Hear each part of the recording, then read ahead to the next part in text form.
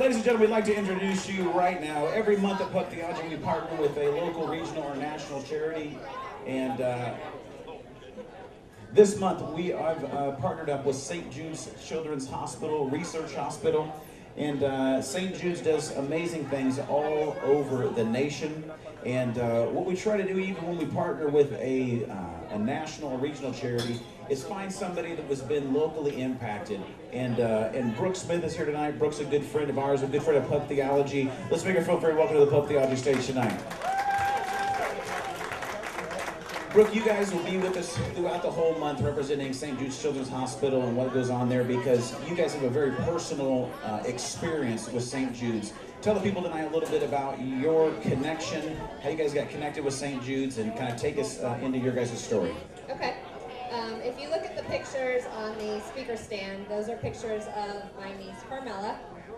In January of 2011, I was on my way home from a business trip and was talking to my sister, and she told me that Carmi wasn't feeling very good. She had a really bad headache, and it had actually made her throw up, and so thought maybe she was showing early signs of having migraines. But by Sunday, her eye had started to cross, she was slurring when she spoke, and couldn't walk without assistance. So first thing Monday morning, my sister took her to her pediatrician, who said obviously something very serious is going on. Sent her for an MRI. Based on the results of the MRI, they immediately were admitted to the local children's hospital. By Tuesday morning, we were told it was a tumor, it was inoperable, and it was cancer. Wow. So This is over one weekend? Yes. Oh my gosh. Yeah. So from there, we spoke to the doctors about what Carmi had, which was called pontine glioma. It was a tumor on her brainstem, and there really is not a lot of treatment options available for that particular type of tumor or cancer. So fortunately, the head physician at this local children's hospital trained at St. Jude and decided that if there was any hope for what Carmi was dealing with, that St. Jude was the best place for her to go. So by Thursday evening, the family packed up and drove eight hours down to Memphis, Tennessee, so that Carmi could be enrolled in an investigational study for 8 weeks. So that's in Memphis, but are there multiple St. Jude's hospitals around the nation, or is there just the one in Memphis? Well, the main hospital, and I believe the St. Jude, is in Memphis, Tennessee. Okay. There are regional offices that help raise funds for St. Jude, because the daily operating cost for St. Jude is $1.8 million, Wow. and 75% of their funding comes from donors like you and me. So $1.8 million a day, and only 25% of that is funded governmentally, or whatever. Then 75% comes from private donation. Yes, Okay, and wow. in fact, childhood cancers are horribly underfunded, and that's why when Carmi got sick, I kind of made it a point and a passion to give back to St. Jude. Unfortunately, Carmi fought her battle for 14 months and was involved in other investigational studies, but was never able to overcome the type of tumor and cancer that she had. So she passed in April of this year. So a group of us have banded together and formed Carmi's Army. That's the lovely t-shirt. And we are training and running in the St. Jude Half Marathon in December.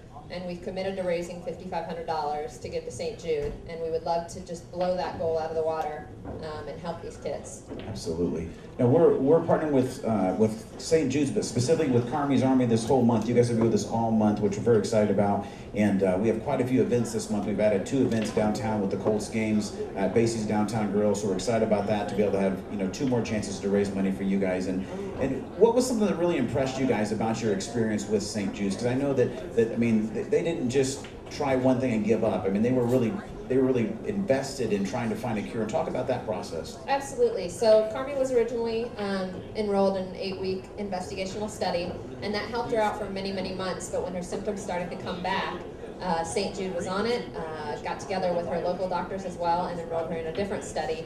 And even when it got to the point where she couldn't be involved in any more studies because it was just too much, St. Jude got together with my family and helped Carmi to be re-irradiated for some quality of life. And then also, when it came to the end, set up with hospice care and all those types of things. So they really, they were with the family the entire way, even if they were 8 hours away. Yeah.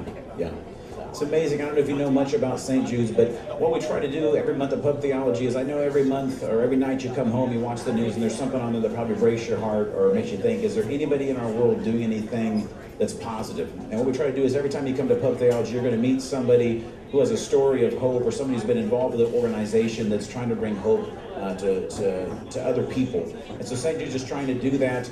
Maybe you've heard of it, maybe you haven't, but like Brooke said tonight, 75% of their funding comes from donations. And so our goal this month is to help Carmi's Army get to where they can make this goal of $5,500, which is a huge thing. And we're excited about having Coors Light on this month. Coors Light, one of their main sponsors is St. Jude's Children's Hospital. And I believe over the past few years, they've helped raise over $500,000 for the St. Jude's Children's Hospital. So it's great to have them on board, and it's great to do what we can. And so anything else you'd love to share with us, Brooke, about tonight?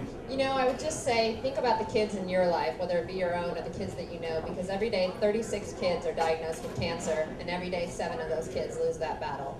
So if you can think of one kid that you care about, give some money tonight for that child. Absolutely.